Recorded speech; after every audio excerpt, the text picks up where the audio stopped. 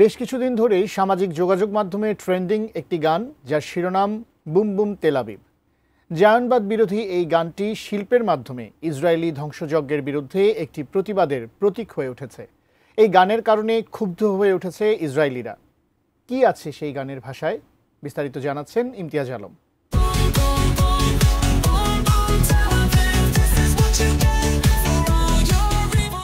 Israeli Zionist শাসক গোষ্ঠীর অপরাধ এবং তেল আবিবে ইরানের প্রতিশোধমূলক হামলার পর বুম বুম তেল আবিব নামে একটি সঙ্গীত সামাজিক যোগাযোগ মাধ্যমগুলোতে ব্যাপকভাবে ছড়িয়ে পড়ে। ইন্টারনেটে প্রকাশিত হওয়ার পর বুম বুম তেল আবিব গানটি ২৪ ঘন্টারও কম সময়ের মধ্যে ৫৭৭ মিলিয়ন ভিউ পায় ইউটিউবে। তবে বর্তমানে ইউটিউবে গানটির অরিজিনাল ভার্সন খুঁজে না পাওয়া গেলেও বিভিন্ন চ্যানেলে এটির কপি ভার্সন দেখতে পাওয়া যাচ্ছে।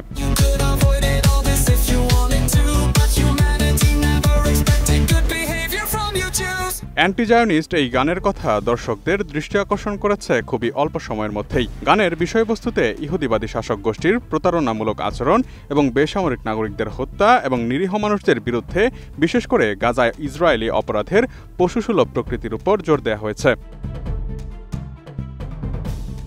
গানটির গীতিকার বিশ্বাস করেন, তেল আবিবের বোমা হামলা ইসরায়েল ফিলিস্তিনিদের উপর যে রক্তপাত চালিয়েছে তারই কর্মের ফলাফল এবং এখন তার মন্দ কাজের ফলাফল দেখার সময়। গানের মর্মস্পর্শী কথাগুলোর মধ্যে রয়েছে এমন কিছু লাইন যেখানে বলা হচ্ছে, ইরানি ক্ষেপণাস্ত্রগুলো তোমার পুরো আকাশকে আলোকিত করেছে এবং তুমি চিৎকার করছো যে তুমি আক্রমণের শিকার। তুমি বলছো যে তুমি এই যুদ্ধ শুরু করনি, যখন পুরো বিশ্বই তোমার মিথ্যার সাক্ষী।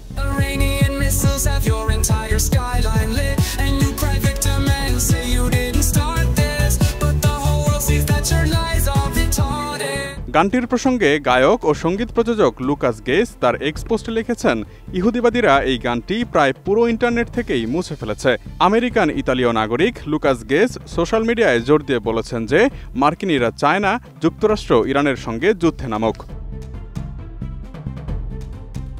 গেস জোর দিয়ে আরও বলেছেন, ইরান কখনো আমেরিকার প্রেসিডেন্টদের হত্যা করেনি, ইরান কখনো আমাদের কর্মীদের হত্যা করেনি, ইরান কখনো আমাদের প্রযুক্তি চীনের কাছে বিক্রি করেনি, ইরান কখনো আমাদের ভবন উড়িয়ে দেয়নি, ইরান কখনোই আমাদের যুদ্ধে নামার জন্য প্রতারণা করেনি, কিন্তু ইসরায়েল এই কাজগুলো করেছে।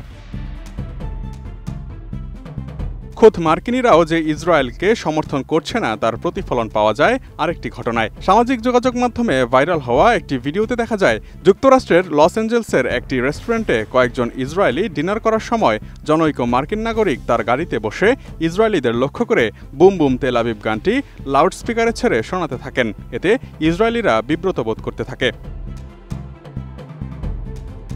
তবে ইহুদিবাদী সরকারের বর্ণবাদী ও অমানবিক নীতির বিরুদ্ধে নির্মিত সাংস্কৃতিক কাজ অপসারণের পদক্ষেপ নেয়ার ঘটনাটি এবারই প্রথম নয়। সাম্প্রতিক মাসগুলোতে গাজার প্রতি ইসরায়েলি নীতির প্রতিবাদকারী কিছু লেখককে বয়কট করা এবং নাটিয়া আঙ্গোবানের ফ্রম রিভার টু সি এর মতো কিছু সাহিত্যকর্ম অপসারণ করা হয়। একটি বইয়ের দোকানে এই বই বিক্রির অপরাধে ইহুদিবাদী সরকারের বাহিনী ওই দোকানটিতে হামলা চালায় এবং এর মালিককেও গ্রেফতার করে। Imtiaz Alam, desk report, ATN news.